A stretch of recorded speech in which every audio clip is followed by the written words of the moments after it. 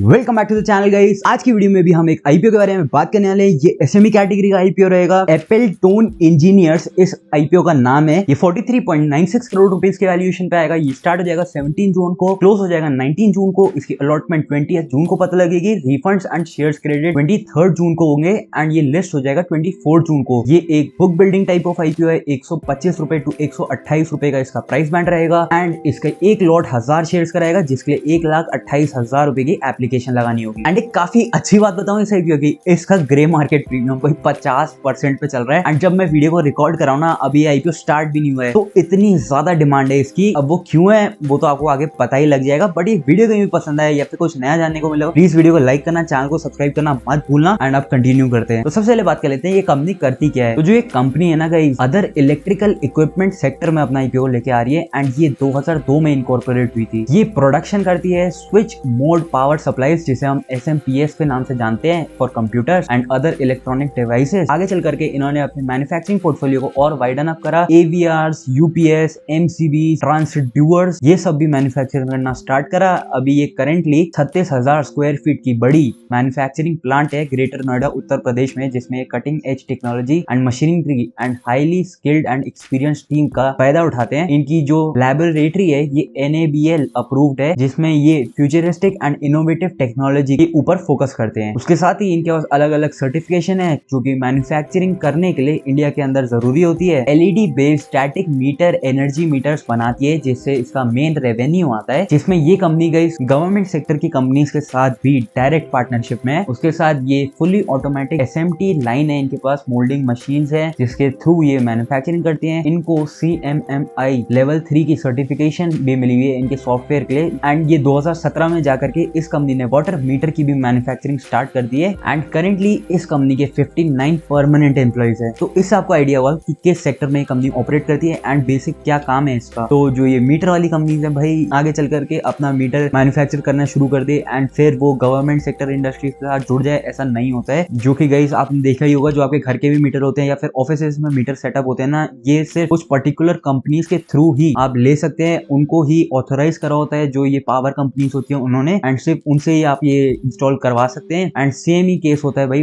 Water के लिए भी। जो भी आपके एरिया में वाटर सप्लाई करता है ना, उनके ही जो रजिस्टर्ड जो मीटर होता है सिर्फ आप उन्हीं को ही इंस्टॉल कर सकते हैं। कोई भी लोकल को आप इंस्टॉल नहीं कर सकते हैं। तो ये काफी बड़ी इनके लिए एक एडवांटेज ही होती है। एंड इसका भाई 50% ग्रे मार्केट प्रीमियम चल रहा है, यानी कि कुछ ना कुछ कमाल हो गई इसके वैल्यूएशन में। अब इसके वैल्यूएशन के बाद ही कर लेते हैं। सबसे पहले बात करते हैं इसके रेवेन्यू की। तो 2023 में 73 करोड़ रुपीस का रेवेन्यू था, 2024 में बढ़कर के 80 करोड़ रुपीस पे पहुंचा है, 2025 में बढ़कर के 125 करोड़ पे पहुंच गया है। रेवेन्यू की ग्रोथ काफी ज्यादा है एंड 57% से इंक्रीज करा है 2024 एंड 2025 के पीरियड में। जब आप इसके प्रॉफिट आफ्टर टैक्स की बात करते हैं तो 1 करोड़ का प्रॉफिट था 2023 में, जो कि बढ़ करके 8 करोड़ पे पहुंचा 2024 में एंड 2025 में भाई 11.23 करोड़ पे पहुंच गया, जो कि 40% का इंक्रीज है 2024 के कंपैरिजन में। ये बहुत ही ज्यादा क्रेजी ग्रोथ है। उसके साथ ही इसकी जो बोरिंग्स है ये भी बढ़ रही है। 2023 में 12.68 करोड़ पे बोरिंग थी, 2024 में 16.31 करोड़ पे बोरिंग है, 2025 में 30.54 करोड़ रुपीस पे बोरिंग है। बट ये अमाउंट बड़ा लग रहा है ना, बट जब आप इसके डेट टू इक्विटी को देखते हैं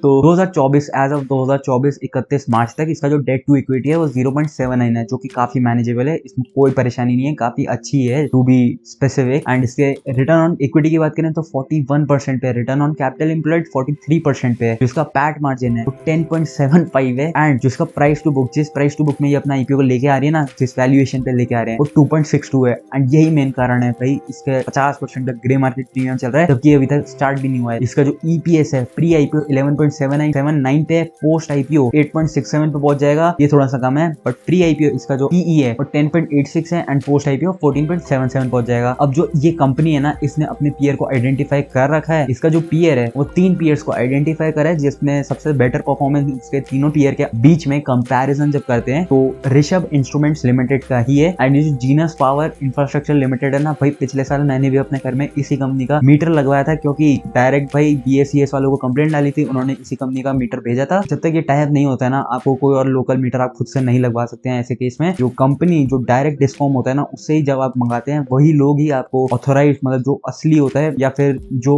वो लोग जिसका रीडिंग लेंगे उसी वाले को लगवाते हैं। तो अलग अलग स्टेट्स में भाई अलग अलग चीजें हैं। इस वाली कंपनी के 30 स्टेट से भी ज्यादा टाइप्स हैं अलग अलग डिस्काउंट से, तो वो काफी अच्छी बात है। बाकी जो ऋषभ ऋषभ इंस्ट्रूमेंट लिमिटेड है ना, इसके अगर आप ईपीएस को कंपेयर करेंगे, इसके जो एनएवी, इसके जो पी को कंपेयर करते हैं तो वो इसके सामने थोड़ा बेटर दिख के आता है। पी वाइज वो थोड़ी एक्सपेंसिव है, बट जब आप ऋषभ इंस्ट्रूमेंट्स लिमिटेड के फाइनेंशियल्स को देखेंगे, ये मेन लाइन सेगमेंट में लिस्टेड है, 1100 करोड़ रुपए की कंपनी है एंड इस कंपनी का जो प्रॉफिट है ना 2025 के साल के लिए ये 6 करोड़ रुपए, वही मैं कह रहा हूँ भाई 6 करोड़ रुपए का प्रॉफिट है इसका। एंड जो ये एसएमई कैटेगरी में आईपीओ लेके आ रही है, इसका प्रॉफिट इससे कहीं ज्यादा बेटर है एंड इसका जो पी वाइज है इसकी बहुत ज्यादा बेटर है, मतलब पी वाइज ये कम है एंड जो प्रॉफिट वाइज है ये ज्यादा प्रॉफिट रिपोर्ट कर रही है कंपनी। तो भाई इसकी वैल्यूएशन उसके सामने काफी बेटर है जो ऑलरेडी लिस्टेड है वो मेन लाइन सेगमेंट में। तो ये इसी वजह से इसका जो ग्रे मार्केट प्रीमियम है वो इतना ज्यादा है। एंड अगर इसके स्पेसिफिक मैं वैल्यूएशन की भी बात करूँ ना तो 165.88 करोड़ रुपीस पे ये कंपनी अपना आईपीओ लेकर आ रही है। तो अब ग्रोथ का स्कोप देख रहे हो भाई कितना ज्यादा है, ऑलमोस्ट 10 टाइम्स हो सकती है कंपनी यहाँ से। अगर ये 1100 करोड़ की कंपनी बनी तो आगे चल करके हो सकता है ये मेन लाइन में भी रजिस्टर हो जाए। तो ये ग्रोथ काफी जबरदस्त है। बट हाँ, ये चीज भी आपको देखनी चाहिए कि 2002 से ये कंपनी इस काम पे है, जबकि आप इसके वेबसाइट में देखेंगे तो इसके वेबसाइट में इन लोगों ने खुद ही मेंशन कर रखा है ये कंपनी 1977 में स्टार्ट हुई थी। स्टार्ट तो इन्होंने शायद नॉर्मल कंपनी के थ्रू ही करा होगा या फिर नॉर्मल जो प्रोप्राइटरशिप है वैसे करा होगा, बट ये रजिस्टर इनकॉर्पोरेट 2002 में हुई थी। तो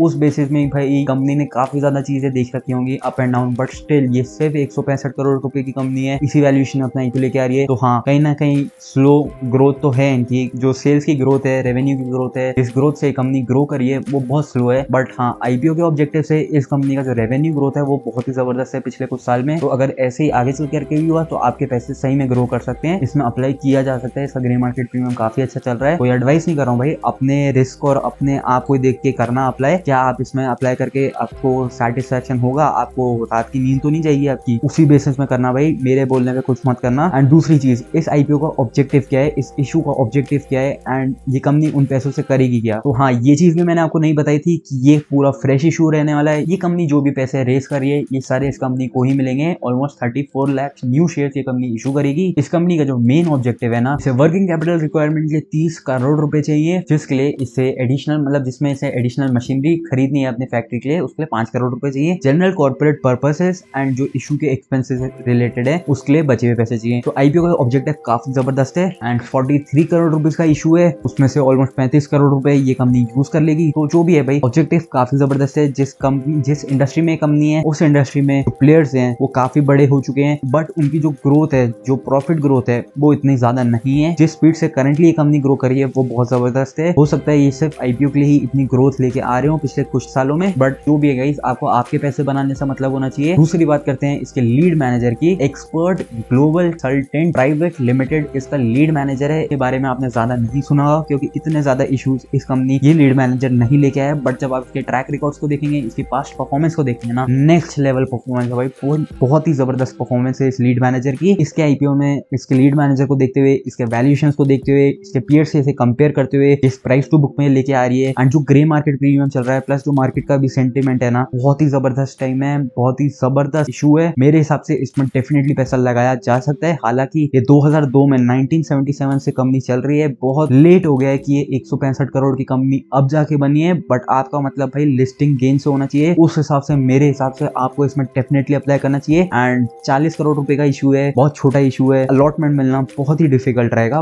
बट अप्लाई करना जरूर है आपको। रिटेल कैटेगरी में ही करना, तभी आईपीओ की अलॉटमेंट आने के काफी चांसेस रहेंगे। एंड अपने फैमिली मेंबर्स के ज्यादा से ज्यादा नामों से सब्सक्राइब करोगे, अप्लाई करोगे तो हो सकता है आपको एप्लीकेशन अलॉटमेंट आ जाए किसी ना किसी आईपीओ का। एंड आईपीओ में अपने सब्सक्रिप्शन के चांसेस को कैसे इंक्रीज करें, इसके बारे में मैंने ये वीडियो बनाई थी, इसको डेफिनेटली चेकआउट करना। ये वाली वीडियो कहीं पे पसंद आई हो प्लीज इस वीडियो को लाइक करना, चैनल को कर देना सब्सक्राइब। मिलता हूँ बहुत जल्दी एक न्यू वीडियो के साथ। Till then bye guys.